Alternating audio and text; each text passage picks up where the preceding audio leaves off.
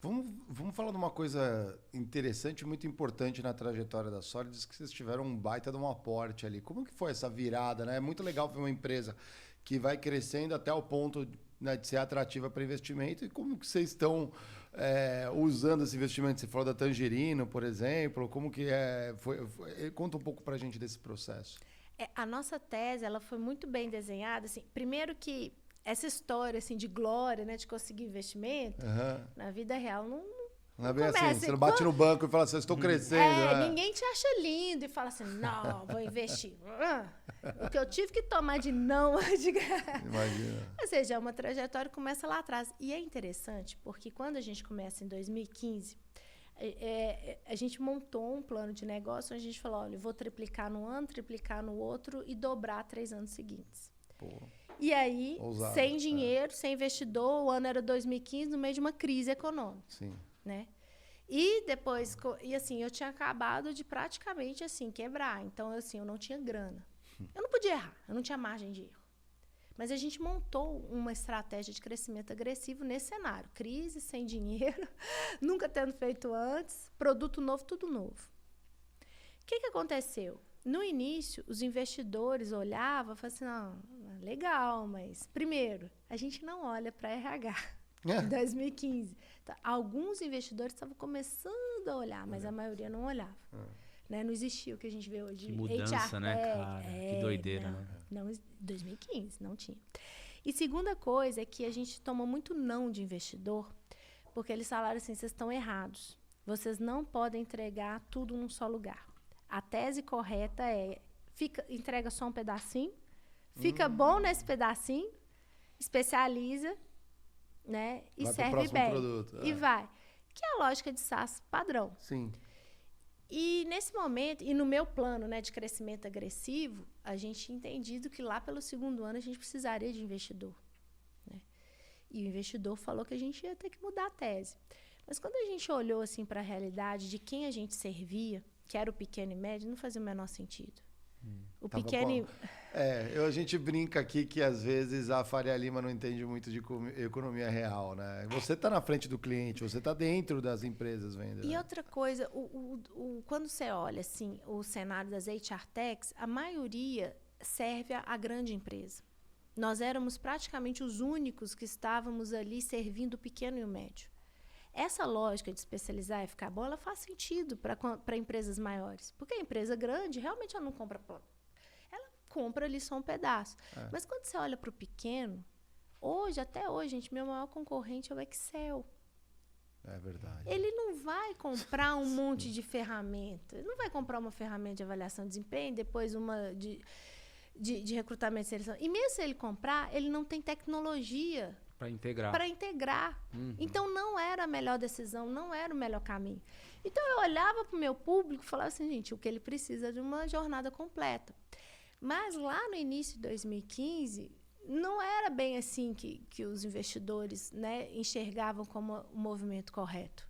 Né? Era uma dúvida. Até porque ninguém estava fazendo isso aqui no Brasil. Então, eu entendo. Né? Olhando, se eu fosse investidora, talvez eu tivesse o mesmo receio.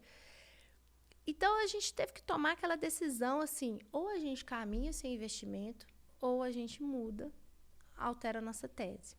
E a gente decidiu caminhar sozinho, né? Mesmo sem investidor, o que reduziu ainda mais nossa margem de erro, a gente não podia errar de jeito nenhum.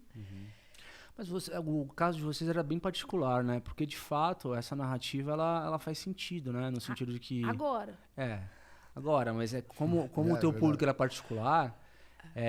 E havia essa dor da jornada, esse problema da integração. Acho que era uma coisa que saía um pouco da normal ali na curva. Saia do padrão, saia do padrão. Ou seja, o mundo da pequena e média, ele é diferente. Ele tem necessidades diferentes. E foi isso que nós fizemos, assim. E o bacana é que, enfim, aí em 2019 a gente conseguiu o nosso primeiro... Aí, só em 2019, pelo meu plano de negócio, eu tinha conseguido investimento em 2016. Mas a gente caminhou sozinho e deu tudo certo. A gente acabou sendo bootstrap em mais tempo. Até determinado ponto, Até determinado ponto. Quando a gente, né, foi investir, a gente já tinha bastante cliente. Mas o ponto é, quando chega agora, né, com esse investimento, no ano passado, exatamente foi um entendimento de que nós estávamos com a tese correta, né? Ou seja, tudo num só lugar para pequena e média fazia sentido. E nós éramos o player melhor posicionado. Legal. Ou seja, por a gente ter ido contra a maré lá atrás, a gente chegou nesse resultado. Legal. Não é fácil, porque você vê todo mundo fazendo de um jeito, só vocês fazendo do outro. Não. Deve ser... Dá um frio na barriga. Não é possível que... Ou vai dar muito certo ou vai dar muito errado. Né? E tem um ponto A interessante. gente vai, mas eu te entendo, a gente vai meio que nessa linha aqui também. Às vezes tem muita gente indo pro lado, vamos lá Mas aqui. bacana, foi bacana a gente ter mantido a nossa convicção. Óbvio que a gente também tem que ter essa sensibilidade, às vezes aprender, adaptar, né?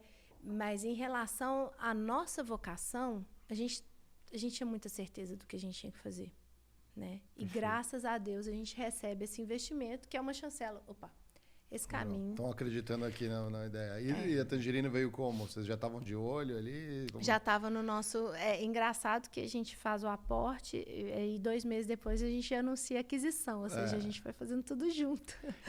Isso que é legal de entender, né? Por exemplo, quando chega o cheque, você já tem mais ou menos a estratégia de como vai investir esse dinheiro, isso já está claro para o investidor.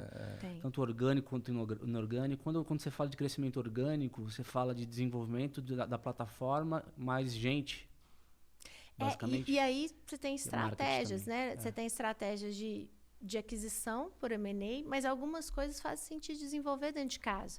E aí você aumenta o time, né? No nosso caso, a gente aumentou muito o investimento em tecnologia, né? E algumas novas funcionalidades, elas estão sendo feitas dentro de casa, né? E você tem a própria estratégia de ampliação de portfólio. Né? Então, benefícios não era uma oferta e passou a ser. Né? Ponto não era uma oferta e passou a ser. É completamente sinérgico com a tua base hoje. Mas basicamente o que a gente está fazendo é tornar a tese de tudo num só lugar cada vez mais forte. Muito legal. E aí, curtiu esse corte? Então comenta aí, o que foi de tão incrível pra você? Vem que eu te espero na próxima live, hein?